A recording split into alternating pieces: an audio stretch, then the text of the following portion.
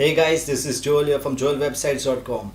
In today's video, I'm going to talk about all the storage options that you have in JavaScript. So the first storage option you will have is WebSQL. So I would like you to use WebSQL if you're using, if you're going to create an application that will be created into an app. So sometimes we create HTML5 applications. So if we use SQLite, we can preview the changes in the web browser like Google Chrome. If you go to the console and then you go to the resources, you will see something called as WebSQL. So there are other options to store your variables or data in some sort of storage. So if you are looking to store just one or two variables, it would be better to store your variable in something called as the local storage. I don't know if you have heard about this, but I find it really useful because as long as the page is, if you are in any page which has the same domain name as your application, then you will able to access the variables using local storage.get item or local storage.set item. There are other concepts like session storage. Session storage will restrict, is just like local storage, but it will restrict you to fetching the items from another tab. So local storage is a really good option for storing your variables.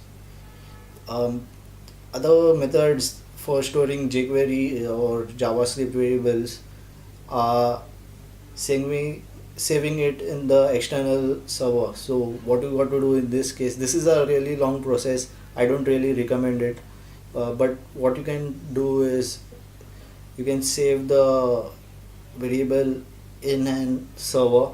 You can save it in a MySQL database which is hosted in a Linux server, or you can do it similarly with your ASP application.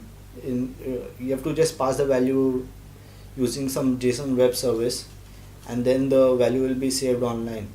So then later on, while fetching the value, you will able to fetch the value. This will help you in creating a centralized system, so you won't be restricting the storage just to the app. So many apps can use the item, that is the value that is stored. You can update many devices at once. So this is some sort of cloud system. But if you're looking for something locally, you can go for SQLite system or WebSQL. And if you're saving single variables, then it would be better if you save it in local storage.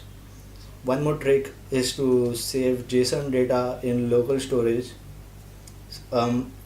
So then you can save JSON data, will help you to save a sort of array.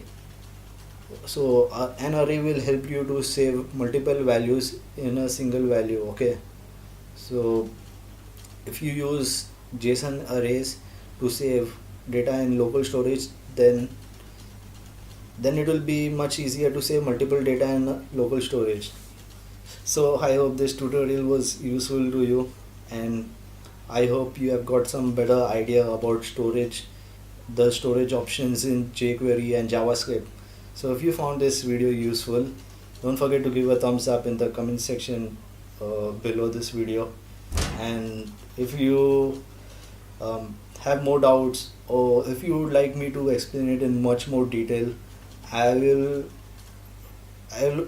mention some links in the description. I will create some blog post about this, so you can refer to those links and get much more detailed understanding about these concepts. So those will be just my blog links. So I hope this video was useful to you, and so stay tuned for the next video. I will be making similar videos where I create code. I actually show myself recording myself in the screen.